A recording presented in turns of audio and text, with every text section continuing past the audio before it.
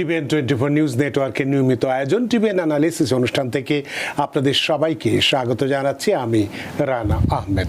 সুপ্রিয় দর্শক, আপনারা এই মুহূর্তে যারা ঘরে টেলিভিশন সেটের সামনে বসে অনুষ্ঠানটি দেখছেন কিংবা আরেকটু পরে টেলিভিশন সেটের সামনে বসে আপনাদের এই প্রিয় অনুষ্ঠানটি উপভোগ করবেন, কিংবা এই মুহূর্তে যারা ফেসবুক লাইভে ঢুকেছেন অথবা আরেকটু পরে ফেসবুক লাইভে ঢুকবেন, কিংবা আরও পরে সময় সুযোগ মতো যারা ইউটিউবে অনুষ্ঠানটি দেখবেন তাদেরকেও আগাম স্বাগত জানিয়ে রাখি। সুপ্রিয় দর্শক, আজকে আমরা ইমিগ্রেশন নিয়ে কথা বলবো।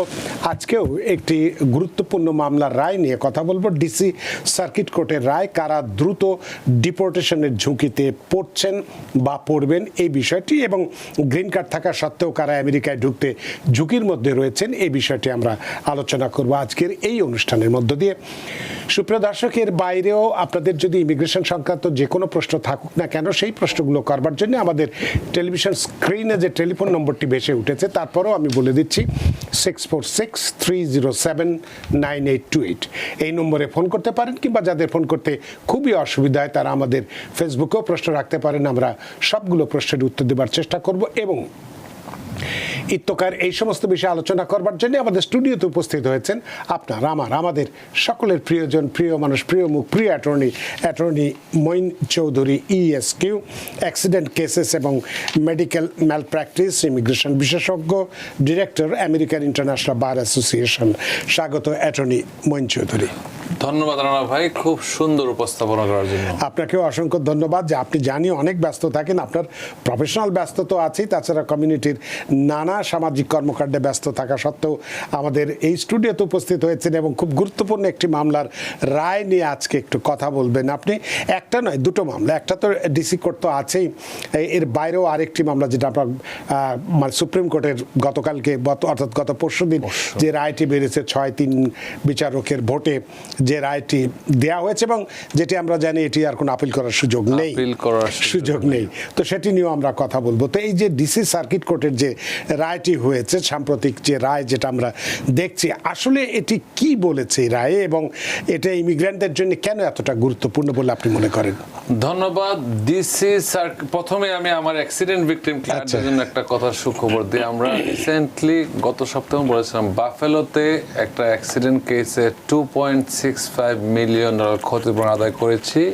এর জন্য বলছি, যেহেতু ইমিগ্রেশন সাথে কথাগুলো বলছি, যদি কারো স্ট্যাটাস নাও থাকে, যদি কোনো অ্যাক্সিডেন্টের কারণে আপনারা ভিকটিম হন, নিজের দোষ না থাকে এবং কারোর মাধ্যমে ভিকটিম হন, accident cases, medical malpractice, construction কাজ দুর্ঘটনা, হাসপাতাল দুর্ঘটনা, এগুলো যদি হয়ে থাকে, আপনি কিন্তু এন্টাইটেল ক্ষতিপূরণ পাওয়ার। আপনার স্ট্যাটাস না থাকলেও এটা আমরা অন্যভাবে বিবেচনা করা যায়, তখন আমরা দেখতে পারি কি স্ট্যাটাসে আপনি আছেন না কেন। সেই ক্ষেত্রে ভয় না পেয়ে যদি ওই রকম দুর্ঘটনার শিকার হন, ডেফিনেটলি আপনি একজন আমাদের মতো কোয়ালিফাইড অ্যাটর্নির সাথে কথা বলবেন। সবাইকে ধন্যবাদ। যে জিনিসটা নিয়ে আপনি প্রশ্ন করেছেন, ডিসি সার্কিট কোর্ট ডিস্ট্রিক্ট কোর্টের উপর ফেডারেল লেভেলের, আপনি একটু সবার জন্য বুঝতে সুবিধা হবে। ফেডারেল লেভেলের যে ফেডারেল কোর্টের তিনটা স্তর, একটা হচ্ছে ডিস্ট্রিক্ট কোর্ট, সার্কিট কোর্ট, দেন ইউএস সর্বোচ্চ আদালত supreme court of United state, যেটার আমি একজন গর্বিত admitted attorney at law.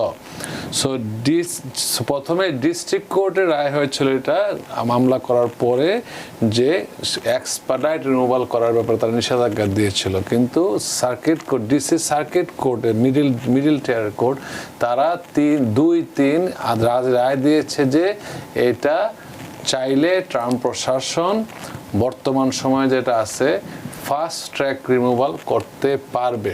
Fast track removal কারা পড়বে? অনেকেই মনে করে টিভিএন দেখলেই মনে করে বলে কি ভাই টিভিএনে শুধু ভয় দেখায়, কারা ভয় দেখায় আমি জানি না, তো আমাকে অনেকে মনে করে আমি ভয় দেখাই। আবারও বলছি, যে আমার লাইভে দেখছেন বা পরবর্তীতে দেখবেন, এখানে ভয়ের কিছু না। অ্যাজ অ্যান অ্যাটর্নি এট ল আমি আপনাদেরকে সঠিক তথ্যটা দেওয়ার চেষ্টা করি। টিভিএন সবসময় সেটাই দেয়, আপনি ভয় না পেয়ে। টিভিএন এর সবটা আমি জানি, কিন্তু সব স্পিকার কিন্তু একরকম না। অনেকের দুষ্ট আমার ঘরে এসে পড়ে, যে অনেকে এমন কথা বলে যে পরে আমি যার মধ্যে পড়ে, যে টিভিএন এর তো আমি একটা প্যানেলিস্ট, তাই না? সেই জন্য আমি অন্যটা নিতে পারবো না। কে কি বলে আমরা জানি না, টিভিএন এর দায়বদ্ধ না। টিভিএন তো শুধুমাত্র আমাদেরকে দেখার সুযোগ করে দেয়, আমাদেরকে সুযোগ দেয় আপনার সাথে কথা বলার। কারণ আমাদের মধ্যে কেউ আপনাদের হয়তো মন মতো কথা বলবে, কেউ বলবে না, আবার কারোটা সঠিক সঠিক নাও হইতে পারে, অতীতে ভালো মন্দ মিলেই আছে সব। আপনাকে দায়িত্বের মধ্যে পড়েন আপনারা, যে বলে আপনারা তাকে তার দায়িত্ব দিতে পারেন। টিভিএন প্রথমে টিভিএন বলে তারা এটার জন্য প্যানেলিস্ট টিভিএনের দায়িত্ব নেয় না কখনো। আমি আমার দায়িত্ব নিয়ে বলছি যে অনেকেই বলে যে অ্যাটর্নিরা ভয় দেখায়, সব অ্যাটর্নির ভয় দেখায় না, কিন্তু আমরা যে কথাগুলো বলার চেষ্টা করি, being an attorney law for 20 years in this country, আমরা চাই আপনার সঠিক তথ্যটা জানুন। সঠিক তথ্যটা জানলে আপনি ভয় না পেয়ে সতর্ক থাকতে পারবেন এবং ফিউচারের প্ল্যান করতে পারবেন।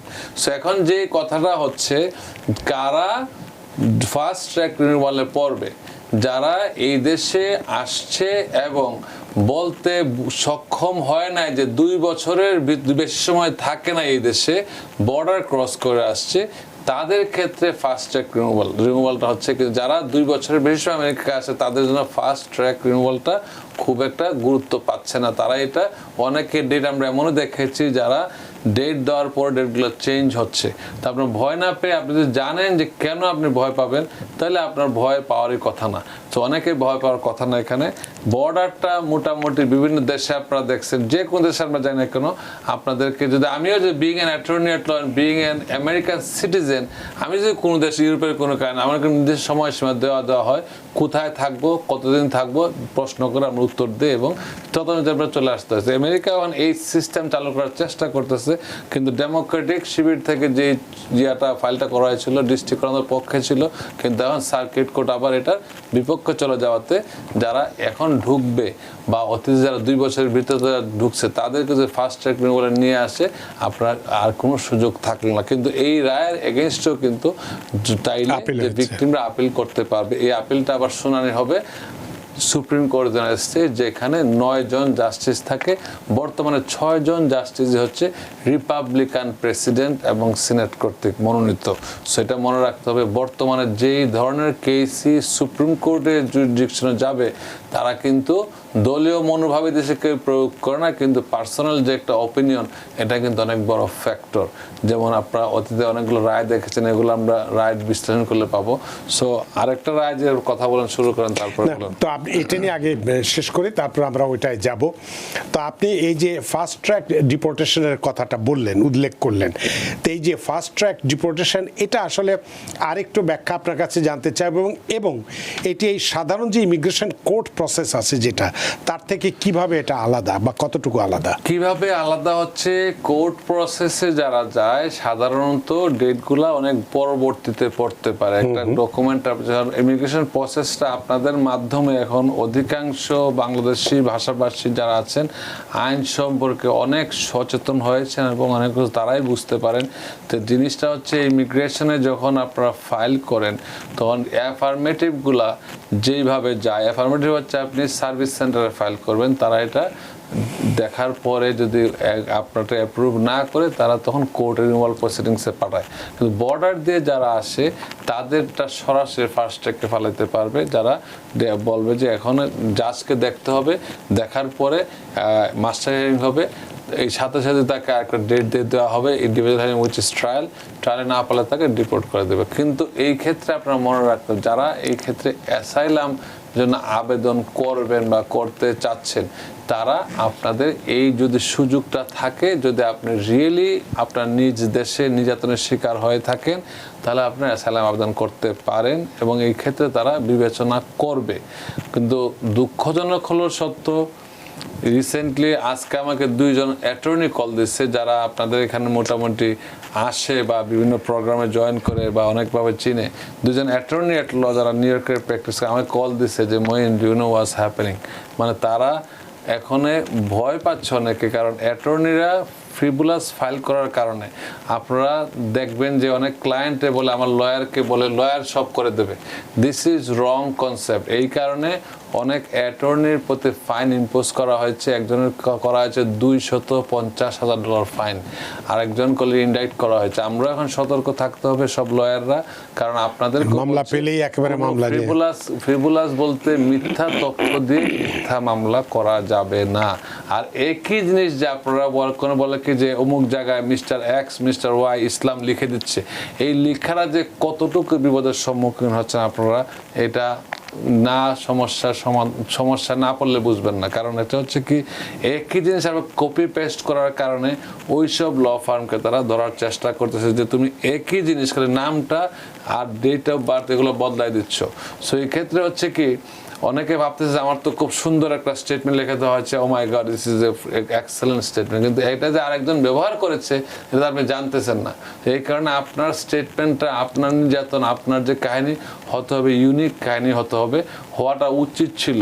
যারা ইতিমধ্যে হয়তো গ্রিন কার্ড পেয়েও গেছেন, যদি তারা মনে করে যে ফ্রিভুলাস ক্লেম করেছেন, তারা কিন্তু এটা বাতিল, এবং গ্রিন কার্ড পেলে বাতিল করতে পারে, নাগরিকত্ব বাতিল করতে পারে। এই কথাটা শুনতে হয়তো অনেক নিষ্ঠুর মনে হচ্ছে, কিন্তু আমাদের কাছে প্রচুর কেস আসছে বর্তমানে যারা মিথ্যা তথ্য দিয়ে গ্রিন কার্ড পেয়েছে, নাগরিক হয়েছে, নাগরিকত্ব বাতিলের নোটিশ আসছে এবং ফেডারেল ডিস্ট্রিক্ট কোর্টে তাদের বিরুদ্ধে মামলা হচ্ছে এবং কন্টিনিউয়াস। এটা ট্রাম্প প্রশাসন করে নাই, এটা অতীতের আইন, কিন্তু ট্রাম্প শুধু এটা এনফোর্স করার চেষ্টা করতেছে। আমরা কথায় কথায় মনে করি ট্রাম্প ওকে তার অ্যাটিটিউড খুবই খারাপ, কিন্তু সে এই জিনিসগুলো এনফোর্স করার চেষ্টা করতেছে, এটা যেটা আগে হইতো না। একজনের গ্রিন কার্ড যখন পেয়ে যায় তার তো জীবন সেট, সিটিজেন হয়ে গেলে সে মনে করে আমার তো কোনো সমস্যা নেই, অবশ্যই এই দেশটা তার, কিন্তু কি প্রক্রিয়ায় পেয়েছে এটা কিন্তু বিবেচ্য বিষয়। সো এই ক্ষেত্রে সতর্ক থাকার জন্য আমি সবসময় বলি, আপনাদের প্রোগ্রামে আগেও বলেছি, সতর্ক থাকবেন। যারা অলরেডি অন্যায় করে ফেলেছেন তারা আর চেঞ্জ করার সুযোগ নেই, সতর্ক থাকবেন। যারা ফিউচারে এইসব ফাইল করবেন তারা সতর্ক থাকবেন, কোনো মিথ্যা তথ্য দিয়ে, মিথ্যা নাম দিয়ে, মিথ্যা জন্ম তারিখ দিয়ে অনেক কিছু করবেন না, যেটা আর ভবিষ্যতের জন্য আরো ক্ষতির কারণ হতে পারে। একটা দেশের সবাই যখন নাম্বারটা বেশি বাড়ে তখন তারা দেশের লোকদের প্রতি, সিটিজেনের প্রতি আরো বেশি সতর্ক হয়, তো ভুল করা অভ্যাস। এই জিনিসটা যেন একজনের দোষে সবার ক্ষেত্রে কোনো তদন্তের সুযোগ তারা পায়, সেটা যেন না হয়। আপনার এক্সাম্পল দিয়ে বলছি, একজন, কাহিনীটা বলতে হবে কারণ এটা একজনের না, হাজার হাজার লোকের কাহিনী আছে। সে আমেরিকায় যখন আসছিল, সে আনমেরিড চাইল্ড হিসাবে আমেরিকায় ঢুকছে, অথচ তার 2 বছর আগে বিবাহিত ছিল সে। তারপরে আমেরিকায় আসার পরে ওই হাজব্যান্ডের জন্য মহিলা আবার অ্যাপ্লাই করলো, সে বিয়ের তারিখটা দিল কি, আসার পরে গিয়ে বিয়ে করে আবার নিয়ে আসলো, আসার পরে গিয়ে এই লোকটা আগের স্বামীকে এসে আসার পরে গিয়ে নতুন করে বিয়ে করলো, বিয়ে করার পরে ওই স্বামীর জন্য সে অ্যাপ্লাই করলো। এখন কোনো কারণে ইউএস যে ইমিগ্রেশন তারা সন্দেহ পোষণ করছে যে হয়তো বা তার সাথে মেয়েটা আগে বিবাহিত ছিল, তার কার্যক্রম ইন্টারভিউতে তার, সে যখন সিরিয়াস ইন্টারভিউ দেখেছে তখন তার ডিসক্রিপেন্সি, কথার মধ্যে তার ডিসক্রিপেন্সি পেয়েছে। পাওয়ার পরে তারা করলো কি, ইউএস এমবাসি থেকে ওই মহিলার আগের যেইখানে বিয়ে রেজিস্ট্রেশন হয়েছিল ওইখানে যে বই দেখে, রেজিস্ট্রেশন বুক দেখে বলে বিয়েটা 2 বছর আগে ছিল, তার কিন্তু নাগরিকত্ব হবে না। তার পরবর্তী যে সে উইথড্র করেছে, এটা করার পরও তার যে আরেক হাজবেন্ডকে বিয়ে করলো, ওই হাজবেন্ডের বিয়েটা কিন্তু বৈধ হচ্ছে না, কারণ সে তো এখানে সব ডিসক্রিপেন্সি, মানে ফ্রডুলেন্ট ইনফরমেশন, তার আশাটাই ছিল একটা প্রতারণা। সো এই ক্ষেত্রে আপনারা আবারও বলছি, এমন কোনো কাজ করবেন না যেটা খুব ইজিলি ধরা পড়ে যাবেন। যেন আপনি আমাকে একটা কথা বলছেন, মহিন ভাই আমাকে যাই নাই, আপনার কোনো প্রমাণ নাই, আমার কাছে কোনো প্রমাণ নেই, আমি কি বলবো? কিন্তু যদি একটা প্রমাণ থাকে যে মিথ্যাটা বলবেন কিভাবে? বাংলাদেশে বা থার্ড ওয়ার্ল্ড কান্ট্রি মনে করি আমি ভুলে গেছি, সবাই ভুলে গেছে। So this is wrong. যে কথাগুলো একটু আগে বললাম যে সিটিজেনশিপ ক্যান্সেল হচ্ছে, এরকম ক্লায়েন্ট আমাদের যখন আসে বলি যে ভাই আপনার আগের ফাইলটা কোথায়, আগের ফাইল তো আমি ফালাই দিচ্ছি, কারণ এটা আমার ছিল না, পাসপোর্টে ফালাইছি, ফাইলে ফালাই দিচ্ছি, আমি নতুন নামে চলে আসছি এখানে। সো নতুন নামে আপনি ভুলে গেছেন, কিন্তু সরকার তো ভুলে নাই। সো এই ক্ষেত্রে আপনাদেরকে অনুরোধ করবো হাত জোর করে, আপনাদের উপরে একটা ফ্যামিলি, একটা দেশের জনগণ আপনাদের উপরে নির্ভরশীল। আপনি যে এলাকায় আমেরিকায় থাকা মানে হচ্ছে আমেরিকার বেস্ট কান্ট্রিতে থাকেন, you are the example for other countries. কিন্তু যদি আপনাদের ভুলের কারণে আপনাদের এই স্ট্যাটাসটা চলে যায় বা ফিউচারের সমস্যা হয়, এটা আপনাদের পরিবার যারা আপনার উপর নির্ভরশীল তারাও হতাশ হবে। সতর্ক থাকবেন, ভয় না পেয়ে সতর্ক থাকবেন এবং এমন কোনো অন্যায় করবেন না যেটা আপনার ফিউচারে আপনার স্ট্যাটাস নিয়ে টানবে। অনেক ধন্যবাদ অ্যাটর্নি মঈন চৌধুরী। এই বিষয়ে আরও বেশ কিছু প্রশ্ন আমার আছে, সবগুলো প্রশ্নই আপনার কাছে করব, তবে একটা বিরতি নিতে চাই। বিরতির পর এসে এই বিষয় নিয়ে আরও কিছু প্রশ্ন করব। সুপ্রিয় দর্শক, খুব গুরুত্বপূর্ণ বিষয় নিয়ে আমরা একটু কথা বলছি এবং অনেকগুলো প্রশ্ন আরও আছে আমাদের, আপনাদেরও প্রশ্ন আছে, থাকবে, সেগুলোরও আমরা উত্তর দেব। তবে নিচ্ছে একটি বিরতি, সে পর্যন্ত আমাদের সাথেই থাকুন। সুপ্রিয় দর্শক, বিরতির পর ফিরে এলাম আপনাদের প্রিয় অনুষ্ঠান টিভিএন অ্যানালিসিসে। আজকের অতিথি অ্যাটর্নি মঈন চৌধুরী এবং আপনাদের সাথে রয়েছে আমি রানা আহমেদ।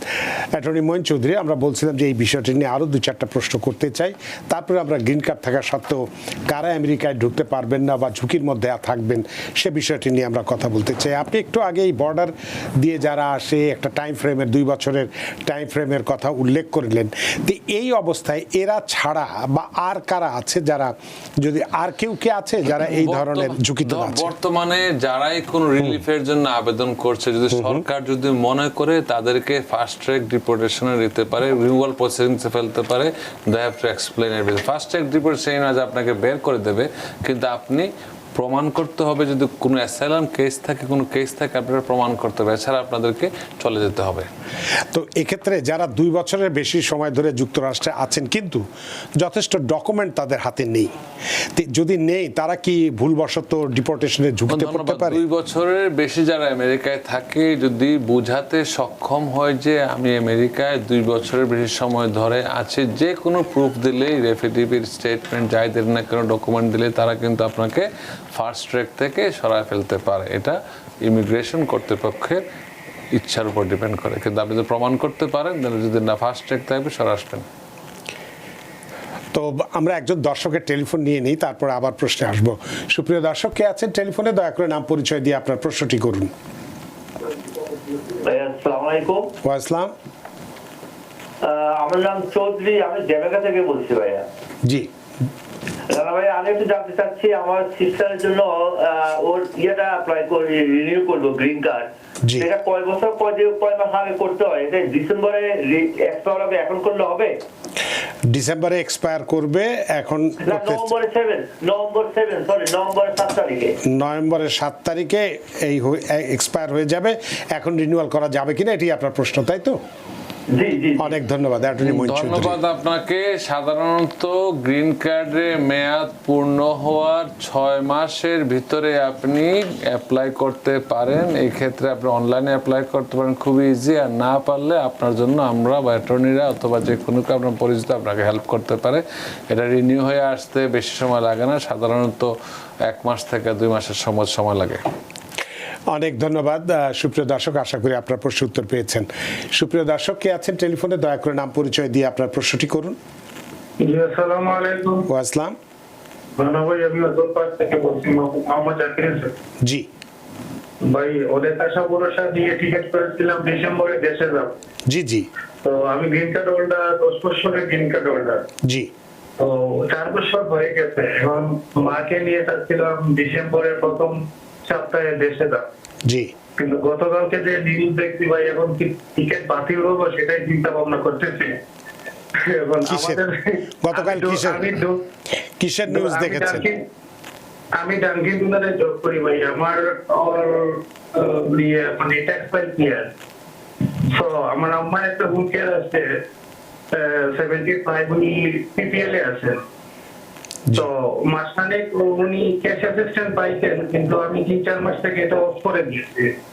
এখন আমার কাহিনী প্রশ্ন হচ্ছে কি, আমি বাংলাদেশে কি আমি অ্যাটর্নি মঈন ভাইয়ের কাছে প্রশ্ন, আমি কি বাংলাদেশে যেতে পারবো নাকি আমার টিকিটটা ক্যান্সেল করে দেবো?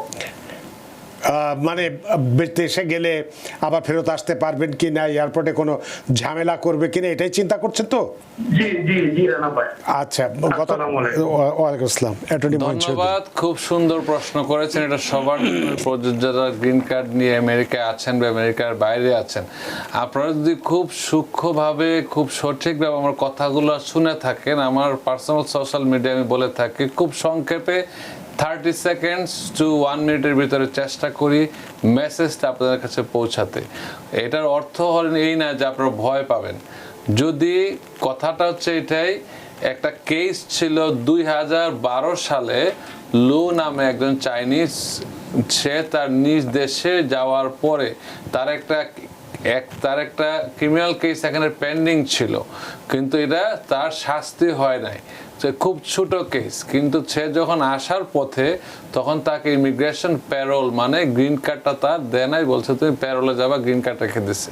সো এক্ষেত্রে আপনাদের বুঝতে হবে সুপ্রিম কোর্ট রায় দিয়েছে, এটা বিভিন্নভাবে এক্সপ্লেন করবে।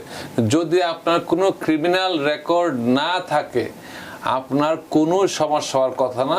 যদি আপনি কোনোভাবে অভিযুক্ত হয়ে না থাকেন, কোনো দোষী সাব্যস্ত হয়ে না থাকেন, তাহলে আপনার ভয়ের কোনো কারণ নাই। হ্যাঁ, যদি আপনার কোনো ক্রিমিনাল কেস পেন্ডিং থেকে থাকে, কোর্ট হিয়ারিং বাকি আছে, অথবা আপনি কোনো ক্রিমিনাল কেসে দোষ স্বীকার করেছেন, এমন অনেকে ভাবে যে আমার তো কোনো জেল হয় নাই, কিছুই হয় নাই, ছাড়া দিয়েছে, কালকেই বলছে চলে যাও। It doesn't mean that you are not guilty. যদি আপনি গিলটি হয়ে থাকেন, অনেক সময় দেখা যায় এই জিনিসটা অনেক ইমিগ্রেশন অ্যাটর্নি যারা ক্রিমিনাল ল অতীতে প্র্যাকটিস করে নাই তারা এটা বুঝেই না। আমি যেহেতু পাবলিক ডিফেন্ডার ছিলাম, আমার প্রথম ক্যারিয়ারে 2 years I was a public defender, সরকার আমাদেরকে পে করতো, কিন্তু আমি আসামিদেরকে রিপ্রেজেন্ট করতাম স্টেট অফ মিশিগানে। সো এই ক্ষেত্রে আমরা জানি যে ইমিগ্রেশন আর ক্রিমিনাল কীভাবে কাজ করে। সো যদি আপনার কোনো কেস ডিসমিস হয়ে যায়, মনে করেন আপনি এসিডি নিচ্ছেন, অনেকে বলে কোর্টে গেলে জাজে বলে যে জাজে অনেক সময় তো এই কনসিকুয়েন্সটা বুঝতে পারে না, কারণ তারা ইমিগ্রেশন করে না। তো সরকারি যে উকিল থাকে তারা বলে তুমি এসিডি নিয়ে যাও, কালকে ঘরে চলে যাও, কোনো সমস্যা নাই, হাজব্যান্ড ওয়াইফ যা থাকো, বা তার কেস শেষ। এসিডি দিল, চুরির মামলায় চুরি করে আপনি ধরা পড়লেন, গ্র্যান্ড লার্সেনে বলে যে তুমি আর 6 মাস কোনো খারাপ কাজ করবো না, তোমার কেস ডিসমিস হয়ে যাবে। সো এটাকে বলা হয় ACD, acquittal in contemplation of dismissal. আপনি সমাজ ভালো থাকলে কেসটা আপনি আপনার রেকর্ডে থাকবে না, কিন্তু তার মানে এই না যে আপনি নির্দোষ। আপনি করেছেন কি, দোষ স্বীকার করার ফলে আপনাকে এসিডি দেওয়া হয়েছে। ইমিগ্রেশন অফিসার এবং ইমিগ্রেশন জাজ এবং অ্যাসাইলাম অফিসার যাই হন না কেন, কোর্টে আপনারা যখন আসবেন, যখন এয়ারপোর্ট দিয়ে CPB, customs and border protection, তো তারা কিন্তু এই মামলা যখন দেখবে, তারা তাদের নিজস্ব যে অভিমত পোষণ করতে পারে, তার মানে যা বলতে পারে যে আমার কিছু ডিসমিস হয়ে গেছে, আমার কেন দেখবে, তাদের এই অধিকারটা আছে। তারা এই মামলাটা পুনরায় তারা দেখতে পারে আসলে আপনার মামলার ঘটনা কি ছিল, আপনি দুঃস্বীকার করেছেন কিনা, বা কেন দুঃস্বীকার করেছেন, না করলে কেন করেন নাই, সব কিছু তারা দেখতে পারে। সো এই ক্ষেত্রে যদি ক্রিমিনাল রেকর্ড থেকে থাকে তাহলে আপনারা সতর্ক থাকবেন। আর ক্রিমিনাল রেকর্ড না থাকলে, 6 মাসের বেশি দেশের বাইরে না থেকে থাকেন, কোনো সময় গ্রিন কার্ড অ্যাবান্ডন না করে থাকেন, কোনো সময় আপনার কোর্টের প্রসিডিং এ কেস না থেকে থাকে, then you should not have any problem. আপনারা যথাযথভাবে যে কোনো প্রশ্ন উত্তর দিতে পারেন, ভয়ের কোনো কারণে। আবারও বলছি, যদি ক্রিমিনাল রেকর্ড বা কোনো কনভিকশন বা কোনো ধরনের কেস পেন্ডিং না থাকে, এই কেসের সারমর্ম এটাই, লু কেসের 2012 সালের কেস সুপ্রিম কোর্টে গেছে এই মাসের 23 তারিখে। সুপ্রিম কোর্টের যে রায়টা দিয়েছে, এটা কিন্তু সরকার পক্ষ, বর্তমান প্রশাসন যেহেতু অ্যান্টি ইমিগ্রেন্ট কাজ করছে, ট্রাম্প প্রশাসন, তারা এটা তাদের মতো করেই ব্যাখ্যা করবে। তবে এটা শিথিলও করা যেতে পারে। এখানে আপনার ফান্ডামেন্টাল রাইটস ভঙ্গ হচ্ছে এই কারণে, কারণ আমরা যখন ক্রিমিনাল ল প্র্যাকটিস করি, every accused is innocent before if he is not convicted beyond the reasonable doubt. যদি তারা সন্দেহের উপর প্রমাণিত না হওয়া পর্যন্ত সে কিন্তু আমরা তাকে দোষী বলতে পারি না। আসামি আর দোষী সাব্যস্ত এক না। তো এই ক্ষেত্রে তারা কিন্তু যে আইনটা তাদের পক্ষে আসছে, কেস পেন্ডিং থাকলেও তারা কিন্তু ইমিগ্রেন্টদের বিরুদ্ধে অ্যাকশন নিতে পারছে। এটা দুঃখজনক হলেও সত্য, কিন্তু ইউনাইটেড স্টেটসের যে সর্বোচ্চ আদালত supreme court of the United states, যাতে 6 জন বিচারক, চিফ জাস্টিস সহ 9 জন বিচারক, এর মধ্যে 6 জনই কিন্তু আমাদের রিপাবলিকান পার্টির মনোনীত। সো এই ক্ষেত্রে যে বর্তমান সরকার যেসব বিষয়ে আপিল করে, অধিকাংশ ক্ষেত্রে তাদের পক্ষে যাওয়াটা স্বাভাবিক, কারণ তাদের যেই সব জাস্টিস নিয়োগ দেওয়া হয়েছে, রিপাবলিকানদের মতের সাথে যাদের মিল আছে, ওই ধরনের মাননীয় জাস্টিসদেরকে নিয়োগ দেওয়া হয়েছে, এবং সিনেট রিপাবলিকান কন্ট্রোল তাদেরকে অ্যাপ্রুভ করেছে। তো এই ক্ষেত্রে আপনাদের বুঝতে হবে এই রায়টার কিন্তু আর আপিল হবে না। আমেরিকার সর্বোচ্চ আদালত হচ্ছে, আবারও বলছি, এটা আপনারা যারা ফরেন সিটিজেনশিপ প্রশ্ন পরীক্ষার প্রশ্ন পড়বেন তাদের মধ্যে আছে what is the supreme law of the land, এটা হচ্ছে constitution, and holder of the constitution হচ্ছে ইউনাইটেড স্টেটসের সর্বোচ্চ আদালত সুপ্রিম কোর্ট। তো সুপ্রিম কোর্ট আইন ব্যাখ্যা করে, আইন যখন ব্যাখ্যা করে এইটার রায়ের উপর আপিল করার কোনো ক্ষমতা নাই। সেক্ষেত্রে আপনার সতর্ক থাকাটাই স্বাভাবিক এবং বাঞ্ছনীয় এবং উচিত বলে আমি মনে করি। তার মানে ওনার সেক্ষেত্রে যেগুলো বললেন যদি কোনো ধরনের অপরাধ না থাকে তাহলে সেক্ষেত্রে ওনার মাকে নিয়ে যে যাচ্ছেন কোনো সমস্যা হওয়ার কথা না। অপরাধ না থাকলে আপনাদের ভয়ের কোনো কারণ নাই। এই ক্ষেত্রে সেটি আছে কি নেই সেটা আপনি নিজেই। আরেকটা জিনিস আপনার মনে রাখতে হবে, এই ক্ষেত্রে যদি আপনি চলমান কোনো অপরাধ করেন, যেটা আপনি আমেরিকায় থাকা অবস্থায় বহির্বিশ্বে গিয়ে যদি আপনি কোনো অপরাধ করেন, এটা কিন্তু আপনার জন্য নেগেটিভ একটা এফেক্ট আসবে। আর একটি প্রশ্ন করব, তারপরে দর্শক অনেক টেলিফোনে আছেন, ফেসবুকেও প্রশ্ন আছেন। যেহেতু এই মামলাটির বিষয়ে পরশু যেটা অর্থাৎ মঙ্গলবারে সুপ্রিম কোর্ট যে রায়টি দিয়েছে, তার প্রেক্ষিতে আপনি যে কথাটি বললেন যে সিপিবি অফিসাররা গ্রিন কার্ড নিয়ে যারা আসছে এয়ারপোর্টে, হ্যাঁ সেখানে এখানে তাদেরকে ইচ্ছে করলে তাদেরকে ডিপোর্টেশন করতে পারবে না। হ্যাঁ, হচ্ছে যে ক্রিমিনাল রেকর্ড, সেটি বলছি। তারা যদি খুঁজে পায় এটা নিয়ে প্রশ্ন করবে এবং তাকে প্যারোল দিতে পারে। প্যারোল বলতে আপনি আমেরিকা ঢুকতে পারবেন কিন্তু আপনার গ্রিন কার্ডটা বলবৎ থাকবে না। এটা একটা আনডিসাইডেড এর মধ্যে চলে যাবে না। তাহলে সেক্ষেত্রে যে প্রশ্নটা আমি করতে চাচ্ছিলাম যে এই যে বিদেশ ভ্রমণ শেষে একজন গ্রিন কার্ডধারী যুক্তরাষ্ট্রের ফিরলে এই যে সিবিপি যে কর্মকর্তা কিভাবে সিদ্ধান্ত নেবেন যে তাকে সাধারণভাবে প্রবেশ করতে দেওয়া হবে নাকি রিমুভাল প্রসিডিংসে পাঠানো হবে? ধন্যবাদ, গুড কোয়েশ্চেন। আমরা সবসময় দেখি এআই দিয়ে, আমি একটু আগে আপনাকে বলেছি যে সিটিজেনশিপ যে বাতিল হচ্ছে তারাও কিন্তু ফিঙ্গারপ্রিন্ট এবং রেটিনা দিয়ে বের করছে। তো ফিঙ্গারপ্রিন্ট রেটিনা দিয়ে যখনই কোনো কারণে ফিঙ্গারপ্রিন্ট রেটিনা তারা ব্যবহার করে, চোখের রেটিনা অথবা ফিঙ্গারপ্রিন্ট, আগে এগুলা ছিল ডিজিটাল ছিল না, আগে ছিল এগুলা পেপার বেস ছিল। এগুলো এখন আপডেট হচ্ছে, যখন দেখা যায় যে ফিঙ্গারপ্রিন্ট কোনো কারণে দেওয়া হচ্ছে অথবা এআই দিয়ে তারা আপডেট করছে, তখন একই নামে একই ফিঙ্গারপ্রিন্টে দুইটা লোকের নাম আসছে। এই কারণে তারা ধরতে পারছে যে কোন লোকটা নাম ব্যবহার করে বা প্রতারণা করে গ্রিন কার্ড পেয়েছিল, নাগরিক হয়েছে। এই ক্ষেত্রে যেটা আপনি বর্ডার দিয়ে যখন আসবেন তখন কিন্তু সিটিজেনদের আমরা মনে করি যে আমাদের কিছুই দরকার, কিছুই হয় না। আমরা যখন পাস করি আমরা কিন্তু রেটিনাটা তারা নিয়ে নিচ্ছে, ওনাকে বুঝেই না। আমার তো হাইটা চলে আসছি ভাই, হাইটা চলে আসছে আপনাকে স্ক্যানিং হচ্ছেন। বিশ্বের যে উন্নত দেশ যে যাচ্ছে আমরা স্ক্যানিং, অটোমেটিক স্ক্যানিং হয়ে যাচ্ছে। সেই ক্ষেত্রে স্ক্যানিং করে তারা ধরা পড়ছে যে আসলে ওই লোকটা আইডেন্টিটিটা কি।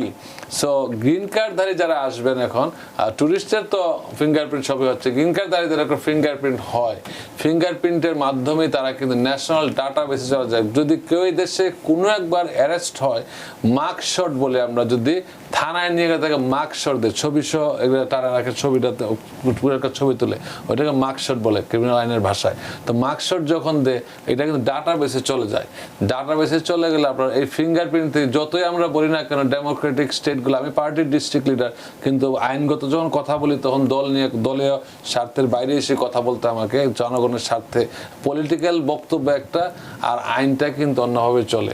কারণ এক কথায় 10টা কথা চলে আসে আমার সাথে। আমাদের যে গভর্নর সে কিন্তু সবসময় বলছে আইস আমেরিকায় গ্রেফতার, নিউ ইয়র্কে গ্রেফতার করতে পারবে না, কিন্তু আমরা অহরহ দেখছি আইসে গ্রেফতার করছে, যেহেতু সুপিরিয়র ল হচ্ছে ফেডারেল ল। এখানে আপনি চাইলেই বাধা দিতে পারবেন না, আইন করতে পারেন কিন্তু কনফ্রন্টে কেউ যাবে না। সো এই ক্ষেত্রে যদি আপনার গ্রিন কার্ডটা যখনই ফিঙ্গারপ্রিন্ট নেবে তখনই কিন্তু তারা চলে আসবে আপনার যে ডাটাবেস থেকে এই নামে ক্রিমিনাল রেকর্ড কি ছিল। এই ক্রিমিনাল রেকর্ড আসলে পরে তারা আপনার হোল্ড করতে পারে, তারা আপনাকে বসায় রাখতে পারে, তারা আপনাকে বলতে পারে সেকেন্ড ইন্টারভিউ নিতে পারে। ইন্টারভিউতে যদি আপনি রাইট হয়ে তাদের কাছে ফাইলটা দাও আসতে পারে, কিন্তু ফিঙ্গারপ্রিন্ট চলে আসবে সামথিং রং, কোয়েশ্চেনেবল চলে আসবে। যদি আপনারা দেখে যে আপনি রাইট সঠিক উত্তর দিচ্ছেন তখন তার ডেফিনেটলি আপনি ঢুকতে দেবে। আর যদি দেখে যে না আপনি উত্তরের মধ্যে অথবা ডকুমেন্টের মধ্যে গরিমিল আছে, তারা আপনাকে প্যারোল দিতে পারে অথবা 407 দিতে পারে, যেটা যেটা খুবই ব্যাড। এবং যদি আপনার কোয়ালিফাইড কোনো কেউ আমেরিকা থেকে থাকে, এটা ভয়ের কোনো কারণ নেই। তাহলে এখানে আর একটি প্রশ্ন, তাহলে এই যেহেতু কথার প্রেক্ষিতে আপনার উত্তরের প্রেক্ষিতে আরেকটা আমি প্রশ্ন করতে চাই যে এই যে সিবিবি কর্মকর্তারা কি নিজেরাই সিদ্ধান্ত নিতে পারেন যে কোনো ধরনের অপরাধ, ক্রাইম ইনভলভিং মোরাল টার্পিচিউড, যেটা সিআইএমটি আমরা বলি, সেটা কি না, নাকি তাদের নির্দিষ্ট আইনি মানদণ্ড আদালতের নথির উপর নির্ভর করবে? ধন্যবাদ। ক্রাইম অফ মোরাল টার্পিচিউড এক জিনিস, আর ক্রিমিনাল রেকর্ড কিন্তু আরেক জিনিস। ক্রাইম অফ মোরাল টার্পিচিউডের মধ্যে সংজ্ঞাটা অনেক ছোট, কিন্তু ক্রিমিনাল রেকর্ড অ্যারেস্ট হওয়া ছাড়া কিন্তু ক্রাইম অফ মোরাল টার্পিচিউড পড়তে পারেন। আর অ্যারেস্ট হচ্ছে ক্রিমিনাল রেকর্ড, যাবে অ্যারেস্ট হতে হবে, অ্যারেস্ট ছাড়া ক্রিমিনাল রেকর্ড শুরু হয় না। যদি আপনারা সবাই মনে রাখবেন, যখনই আমেরিকাতে যদি বলেন যে criminal case starting from the police, আপনাকে অ্যারেস্ট হতে হবে, দেন ক্রিমিনাল কেস শুরু হবে। ইনডাক্টমেন্ট ছাড়া ক্রিমিনাল কেস কখনো ইনিশিয়েট হয় না আমেরিকাতে। ইনডাক্টমেন্ট হতে হবে, হোক সে প্রেসিডেন্ট, হোক সে আপনার মেয়র, যে আপনার মেয়র দেখছেন যে ফিঙ্গারপ্রিন্ট হবে, দেন ইনডাক্টমেন্টটা শুরু হবে। কোর্টে যে সামনে বলতে হবে এই কারণে তোমাকে ইনডাক্ট করা হলো, মানে তোমাকে অভিযুক্ত করা হলো। এইটা হলে রেকর্ডে চলে যাবে, তখন আপনার সব ডকুমেন্টে চলে যাবে, আপনার ফিঙ্গারপ্রিন্ট নিয়ে যাবে, এই ফিঙ্গার ডাটাবেসে চলে যাবে। কিন্তু এছাড়া অন্যান্য ছোটখাটো যে ক্রাইমগুলো যদি অ্যারেস্ট না হয়ে থাকেন, ওটা ক্রিমিনাল রেকর্ডে সচরাচর আসবে না। অনেক ধন্যবাদ। এই বিষয়টি সম্পর্কেও আমরা আলোচনা করলাম। তো যেহেতু আপনি একজন একদম খুব অভিজ্ঞ অ্যাটর্নি এবং সব ধরনের মামলা সম্পর্কে খোঁজখবর রাখেন, উদ্দিন মোহাম্মদ তুহিন একটি প্রশ্ন প্রায় করেছেন এবং প্রায় কয়েকদিন ধরেই করছেন যে ভিসা পজ নিয়ে কি কোনো আপডেট আছে? খুব শিগগিরই কি এটা শেষ হয়ে যাওয়ার কথা আছে? 75 দেশের মধ্যে বাংলাদেশও আছে। ধন্যবাদ। ভিসা পজ নিয়ে আমরা সবসময় বলছি, টিবিএনএ মনে হয় এটা আর জোয়ার বোঝাচ্ছে এই প্রশ্ন উত্তর দিতে। এখনো কোনো কিছু আসে নাই, যে আসলে টিবিএনের মাধ্যমে রানা আহমেদ ভাই সুন্দর মুখে সুন্দরভাবে হেসে বলবেন যে আপনাদের সুখবরটা দেবেন, কিন্তু এখন পর্যন্ত কোনো সুখবর আসে নাই। অপেক্ষায় থাকতে হবে। তবে বর্তমানে অনেক কিছু, সাউদার্ন কোর্টে তো একটা মামলা আছে, এটা কি খুব শিগগির? এখনো কোনো ধরনের বলা যাচ্ছে না। শুনানি কি সামনের মাসে হওয়ার সম্ভাবনা আছে? কিন্তু এটা খুবই সেনসিটিভ ইস্যু। এটা নিয়ে শুনানি হইলেই যে পক্ষে আসলে যে আবার আপনারা বলতে হচ্ছে আমেরিকার সর্বোচ্চ আদালত হচ্ছে সুপ্রিম কোর্ট দেন স্টেট। সরকারের বিরুদ্ধে যে আদেশটা আসবে না কেন, সরকার কিন্তু আপিল করে সাথে স্থগিত করতে পারে। এবং তার মানে এখন পর্যন্ত কোনো ফাইনালি আমেরিকার সর্বোচ্চ আদালত ডিসাইড করবে। আরেকটা জিনিস ডিসাইড করবে, বার্থ রাইট সিটিজেনশিপ। যারাই মনে করেন যে বার্থ রাইট সিটিজেনশিপটা এখন অনেকে ভয়ে আছেন, যাদের আমি আশ্বাস দিতে পারি এটা, যাদের ছেলেমেয়েরা বর্তমানে জন্ম হচ্ছে আমেরিকায়, অতীতে হয়েছে, কেস হিয়ারিং এর আগ পর্যন্ত যাদের জন্ম হবে, অর্ডার আসার আগ পর্যন্ত, এই ছেলেমেয়েরা কিন্তু আমেরিকার নাগরিক। এটা কারো কোনো ক্ষমতা নাই বাদ দেওয়ার। কিন্তু হ্যাঁ, যদি রায়, সুপ্রিম কোর্ট যখন রায় দেবে, তখন যদি রায় দেয় ওর পরবর্তী থেকে তখন এফেক্টিভ হবে এই আদেশটা। এটা আমাদের পক্ষে আসতে পারে, বিপক্ষে আসতে পারে। তো এই ক্ষেত্রে অপেক্ষা করতে হবে। কিন্তু এখন যারা জন্ম হচ্ছে তাদের ভয়ের কোনো কারণ নাই, তারা আমেরিকান নাগরিক। আপনারা যখনই বাচ্চার জন্ম হওয়ার পর্বে ইমিডিয়েটলি আমার পাসপোর্ট নিতে পারেন। অনেক ধন্যবাদ উদ্দিন মোহাম্মদ তুহিন। নিশ্চয়ই আপনার প্রশ্ন উত্তর পেয়েছেন যে এটি 75 দেশের ভিসা নিয়ে এমন কোনো অগ্রগতি এখন নেই, যেখানে ছিল ওখানেই রয়ে গেছে। আমরা একটু টেলিফোনে প্রশ্নতে যাই। সুপ্রিয় দর্শক কে আছেন টেলিফোনে, দয়া করে নাম পরিচয় দিয়ে আপনার প্রশ্ন। আমার নাম চৌধুরী চৌধুরী, আমি জ্যামাইকা থেকে বলছি। ভাইয়া, গ্রিন কার্ড রিনিউয়ালের পরে কি তারা ফিঙ্গারপ্রিন্ট চাই কিনা আমি একটু জানতে চাচ্ছি। গ্রিন কার্ড রিনিউয়ালের পরে ফিঙ্গারপ্রিন্ট, জি, ফিঙ্গারপ্রিন্ট আসবে কিনা, ফিঙ্গারপ্রিন্ট দিতে হবে কি, দিতে কি হবে কি? ধন্যবাদ।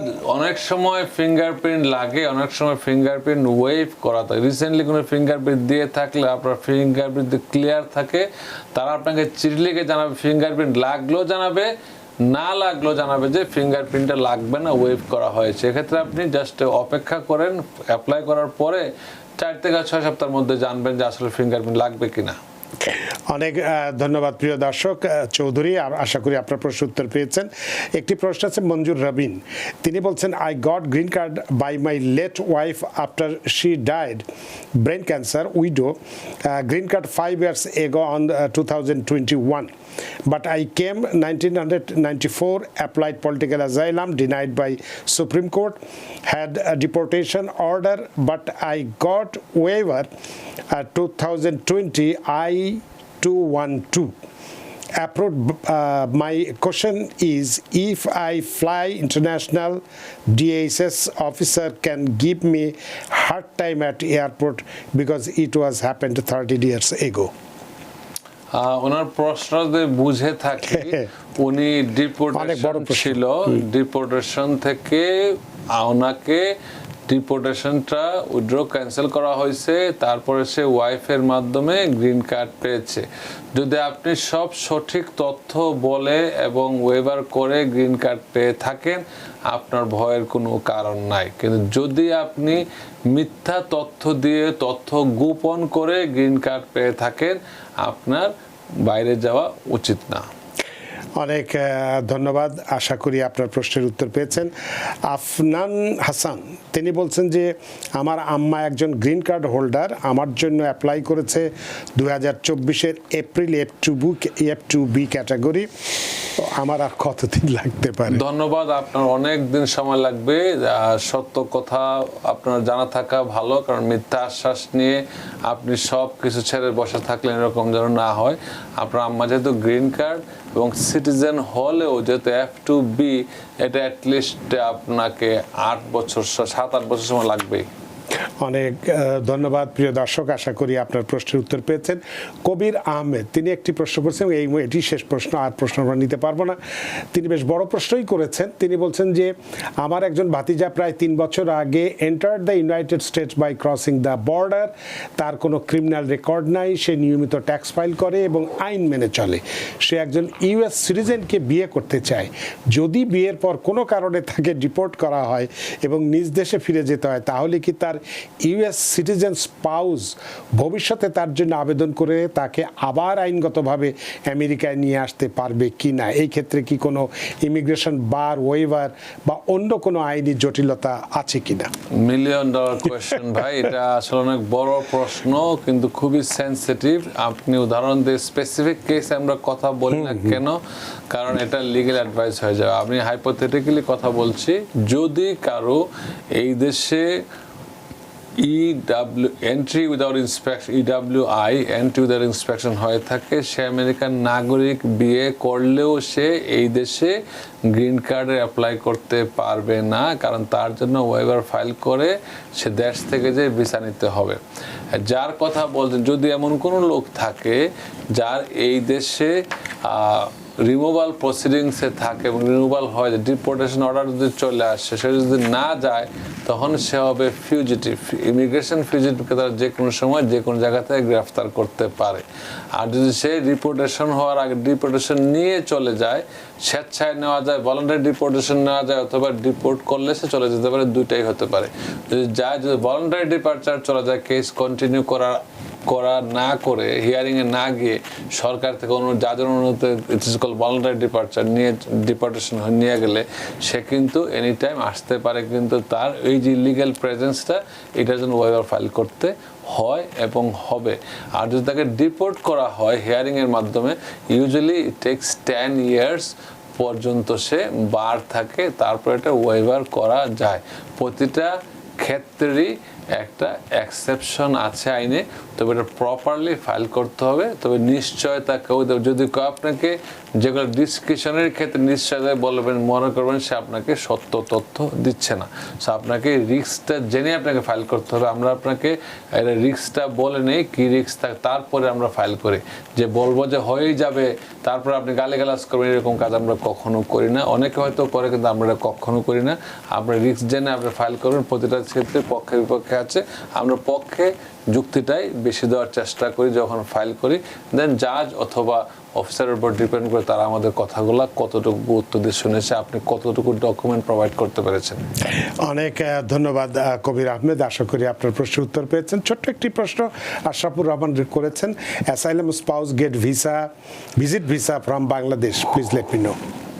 Asylum spouse can get visit visa. Asylum spouse বলতে ডিপেন্ড করে, অ্যাসাইলাম স্পাউস বলতে কি সেখানে অ্যাসাইলাম, তার স্পাউস বাংলাদেশে, যদি আপনার কেস পেন্ডিং থাকে আর যদি আমেরিকান এমবাসি যখন আপনি ডকুমেন্ট প্রোভাইড করবেন, তখন যদি বলেন যে আপনার স্বামী বা স্ত্রী এই দেশে অ্যাসাইলাম কেসে পেন্ডিং আছে, আপনি কি মনে করেন তারা ভিসাটা দেবে? যে আপনার স্বামী বা স্ত্রী এখানে সরকারের আশ্রয়ে আছে, তারা দেবে, কেন দেবে? যদি মনে করে যদি আপনার স্বামী যদি গ্রিন কার্ড অ্যাপ্রুভ হয়, মানে গ্রিন কার্ড যদি অ্যাসাইলাম কেস দিয়ে অ্যাপ্রুভ, তাহলে কিন্তু আপনি কুইক প্রসেসে চলে আসবেন। এই ক্ষেত্রে আবার খুবই সুবিধা হচ্ছে যদি কোনো স্বামী বা স্ত্রীর এখানে স্পাউস মেরিট থাকতে হবে অ্যাপ্লিকেশনের সময়, অ্যাপ্রুভ হওয়ার পরে বিয়ে করলে হবে না। অ্যাপ্রুভ হওয়ার আগে যদি বিয়ে থাকে এবং সে যদি গ্রিন তার কেস দিয়ে অ্যাপ্রুভ হয়, সে কিন্তু কুইক প্রসেস চলে আসতে পারে। হ্যাঁ, তবে একটা কথা, আপনি যে অবস্থায় আছেন না কেন, আপনারা যদি আমেরিকায় ট্যুরিস্ট অ্যাপ্লাই করতে চান, কোনো বাধা নাই, অ্যাপ্লাই করতে কোনো বাধা নাই। তবে ভিসা পাবেন কিনা সেটা ভিসা অফিসারের উপর নির্ভর করে, এবং আপনারা যদি মিথ্যা তথ্য দেন তাহলে কিন্তু ফিউচারে আপনার বেনিফিট বা ভিসা পাবেন না। আর সত্য তথ্য দেন, রিফিউজ হলে আপনি পরবর্তীতে আপনার জন্য আমরা আর্গুমেন্ট করতে হবে, আপনার জন্য আমরা আপিল করতে, সবই করতে পারি। অনেক ধন্যবাদ প্রিয় দর্শক, আশা করি প্রশ্ন উত্তর পেয়েছেন। আমাদের হাতে সময় নেই, সময়ের দড়িতে বাধা, সময় সীমানা টপকানো কঠিন, তাই অনুষ্ঠান শেষ করতে হচ্ছে। অ্যাটর্নি মঈন চৌধুরী, আপনি অনেক ব্যস্ত মানুষ, সব রকম ব্যস্ততা উপেক্ষা করে কেবলমাত্র কমিউনিটির স্বার্থে এই আমাদের স্টুডিওতে উপস্থিত হন এবং খুব গুরুত্বপূর্ণ বিষয় নিয়ে চমৎকার আলোচনা করেন, এবং আপনার এই আলোচনার মধ্যে দিয়ে সত্যি আমরা ঋদ্ধ এবং প্রাণিত। ধন্যবাদ ভাই সুন্দর উপস্থাপনা করার জন্য। আপনারা যে যেখানে থাকেন ভালো থাকেন, আইন জানুন, আইন মানুন। জনস্বার্থে এই কথাগুলো সবসময় বলে থাকি, আইন জানুন, আইন মানুন। আপনাকে আবারও ধন্যবাদ। সুপ্রিয় দর্শক, আজকের অনুষ্ঠানে আমরা খুব গুরুত্বপূর্ণ দুটো বিষয় নিয়ে কথা বলেছি। দুটোই একটি সার্কিট কোর্টের রায়, একটি সুপ্রিম কোর্টের রায় নিয়ে কথা বলেছি। এবং আজকের অতিথি যদিও বলেছেন TVN 24 নাকি ভয় দেখে, না, TVN 24 কখনো ভয় দেখে না। TVN 24 আপনাদেরকে সঠিক পথের সন্ধান দেওয়ার জন্য পরামর্শ দেয়। পরামর্শ গ্রহণ করা বা না করা আপনাদের বিষয়, কিন্তু আমরা কখনো ভয় দেখি না, আমরা সঠিক তথ্যগুলো আপনাদের কাছে তুলে ধরি। আশা করি আজকের আলোচনা আপনাদের যথেষ্ট ভালো লেগেছে। সুপ্রিয় দর্শক, যে যেখানেই থাকুন ভালো থাকুন, সুস্থ থাকুন, নিরাপদে থাকুন। থাকুন TVN 24 নিউজ নেটওয়ার্কের সাথেই। শুভরাত্রি। TVN 24 টেলিভিশন দেখতে আজই কল করুন 7187776556। লগ ইন করুন www.totalcablebd.com। নিউ ইয়র্ক থেকে সম্প্রচারিত TVN 24 টেলিভিশন বিশ্বজুড়ে বাঙালির কণ্ঠস্বর।